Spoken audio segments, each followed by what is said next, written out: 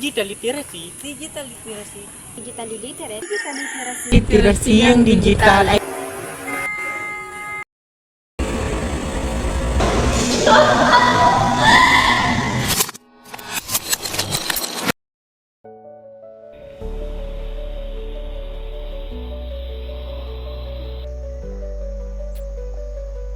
Magandang araw sa inyong lahat. Samahan niyo kaming alamin at bigyang pansin ang paksa ng digital literacy o literasiya sa digital.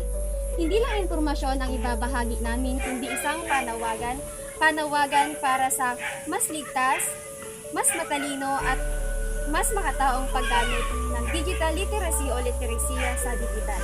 Dahil sa panahon ngayon, isang pindot lang ang pagitan ng tama at mali. At bilang kabataan, tungkulin nating piliin ang tama. ano nga ba ang digital literacy? Ang digital literacy o literasiya sa digital ay hindi lang basta marunong kang gumamit ng computer o cellphone.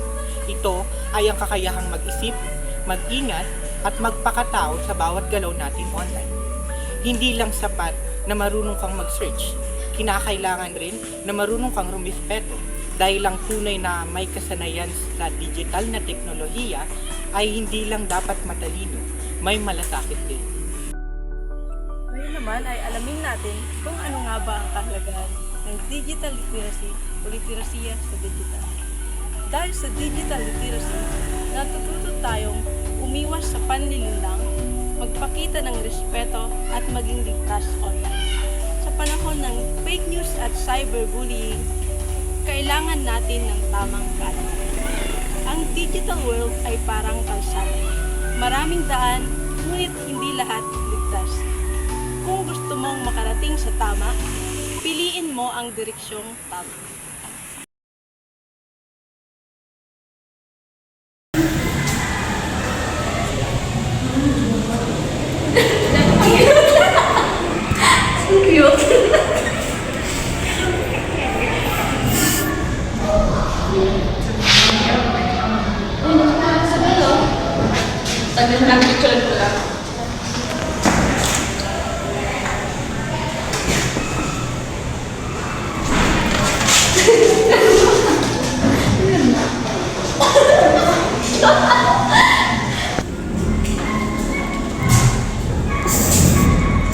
Ang ganda niya, no?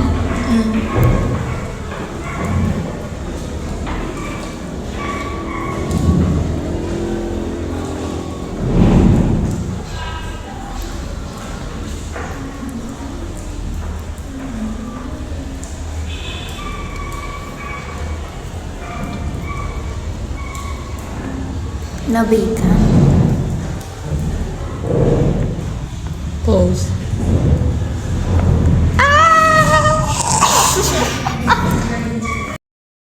Ang isang post na nakakatawa para sa iyo, pwedeng maging sugat para sa iba. Ang respeto, hindi lang sa personal, dapat pati online.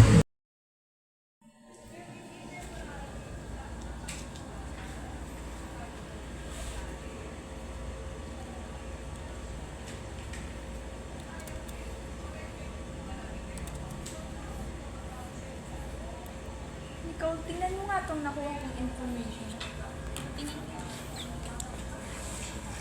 Bakit wala tong author and date?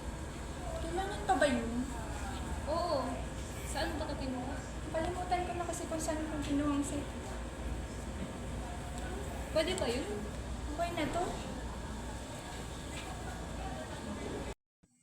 Hindi mo kailangang mangopya para matawag na matalino.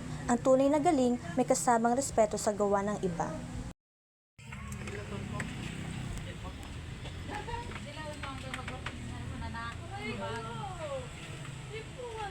Hala, bakit di ko mabuksan yung account ko?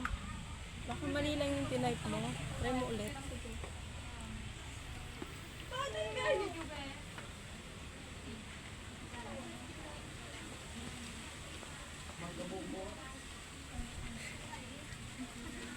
Hala, di talaga.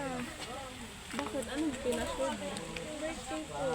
Kaya naman pala. Dapat kasi hindi yun yung ginagamit mo. Dapat yung mga strong password para hindi nabubuksan ng iba. Baka naman may pumalit ka ng password mo. Protektahan ang iyong sarili. Gumamit ng matibay at natatanging password. Iwasan ang madaling hulaan. Huwag gamitin ang birthday, pangalan o numero. Tandaan na ang seguridad mo sa online nagsisimula sa isang matibay na password. Be, utang gusto, bayad ayaw. Kapal mo naman. Pinaghirapan ko yung pera. Di ko yun hiningi lang kanino.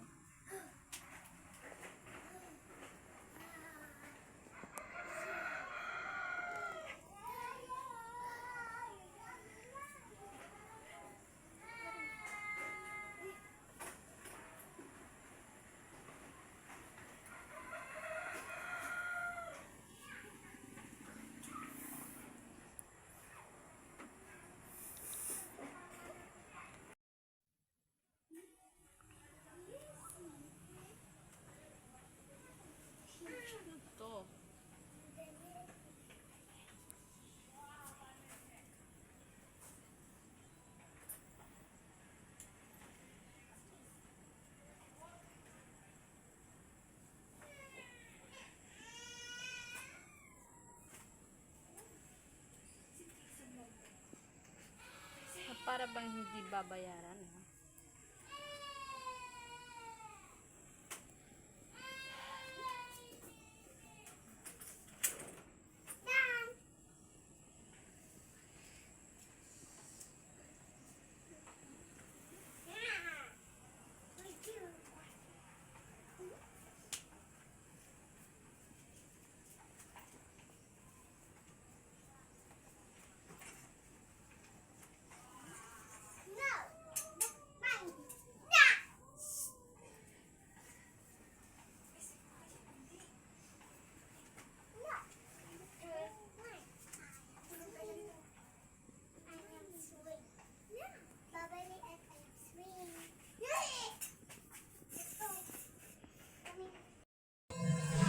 Ang pagpapahiya sa kapwa online ay hindi lang nakasisira ng dangal, nakasisira rin ng tiwala.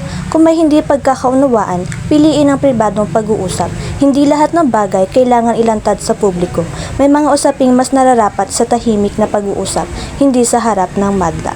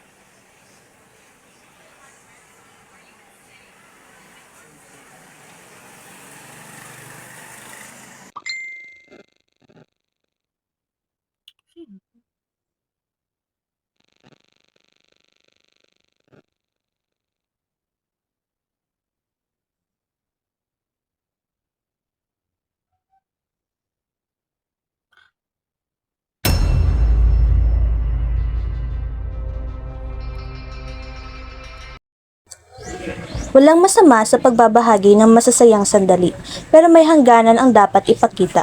Sa bawat larawan, sa bawat post ng ari-arian o lokasyon, may kaakibat na panganib. Hindi lahat ng sandali ay dapat ipakita. Hindi lahat ng impormasyon ay dapat ibahagi. Sa panahon ng digital, ang pagiging maingat ay hindi kahinaan. Ito ay katalinuhan.